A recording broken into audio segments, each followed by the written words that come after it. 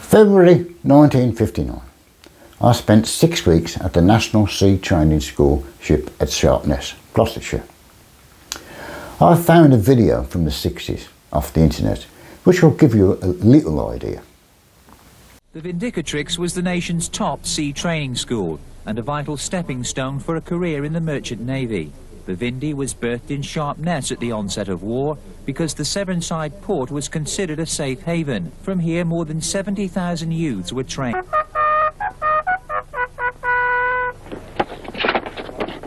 This is boat drill. One day their lives and those of the ship's passengers may depend on just how well they can man the lifeboats.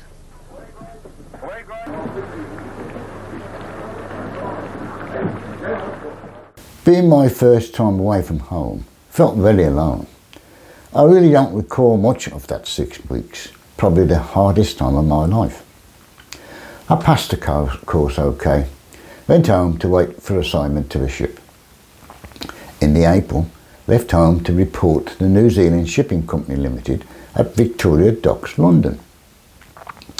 I was only 17 and in those days I was a bit on the shy side. How I managed to find my way across London to the docks, I have no idea. Signed on to the MV Westmeath, a cargo vessel. Rating, catering boy.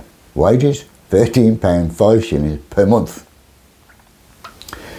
I shared a cabin amidships with 2 other stewards. The total crew was around 30 to 35. We were due to sail in 3 days' time for New York.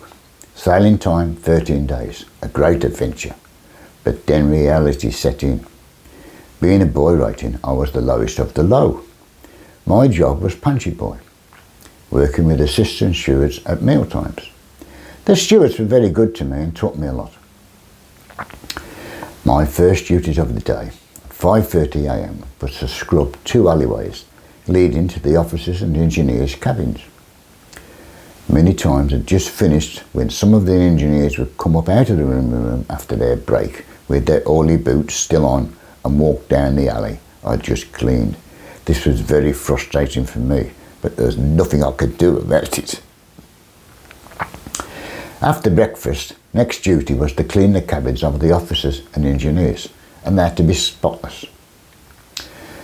Our captain, Coates, was one of the youngest captains at sea, being only 29. He was very strict and did inspections once a week, wearing white gloves. You were on edge in case he found any dirt. Off duty in New York, teamed up with another lad, who I can't remember his name unfortunately, and set off down the docks to explore. We had not gone very far when a police black and white pulled up by the side of us, asked where we was going. They said it was not safe to walk in this area, get in the car. And they took us downtown to a seaman's mission. Well, this turned out to be a huge building. But what a night it was, dancing, drinking, etc. Alcohol is allowed in this strait at 18, so we managed to get by.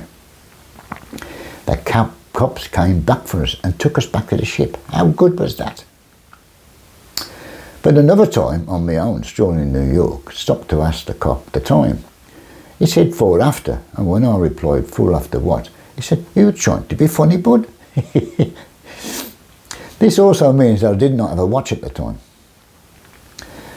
After 4 days in New York, sailed down the east coast, calling into Philadelphia, Newport News and Savannah. I recall one night in Savannah, walking along a road lined with trees. It was very hot and humid. The sky and trees were lit up with fireflies. I had never seen nothing like this before. I came across a drugstore, as they call them, went inside.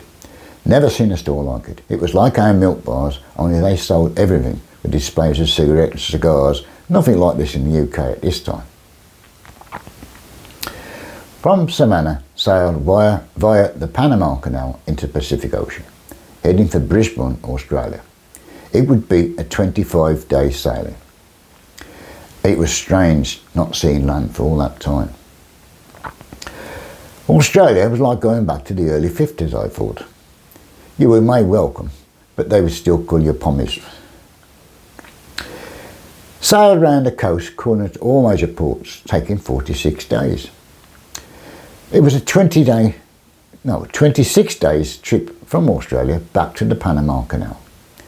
After passing through the canal, called at Kingston, Jamaica for 6 days. I enjoyed Jamaica, found the people very friendly. One story I must tell. A local lady would just walk aboard the ship as she liked. I asked why was this, and apparently she had rescued a seaman from the sea and had been given the freedom of the port. From Jamaica, made our way up to the east coast of USA for 11 days, calling at the main ports, Charleston, Philadelphia, New York and Boston. Sailed into Canada for 14 days, calling at Montreal, Port Alfred and Three Rivers, and Quebec. And on the St. Lawrence River from Quebec, sailed up the river to Cornerbook, Newfoundland. I had now completed 169 days, 5.5 months. I had been led to believe that most trips averaged 6 months, and I thought now we would be headed home. But we were to embark on a trip of another 161 days before reaching home. It was back for the 72-day trip around the Australian coast. I remember at some point in the middle of the ocean around the Australian coast, stopped engines to make repairs. The waters were very still and crystal clear, and we saw many sharks around.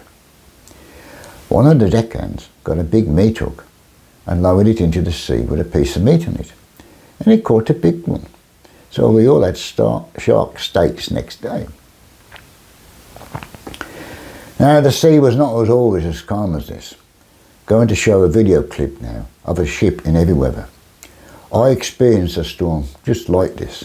It was very exciting and terrifying at the same time.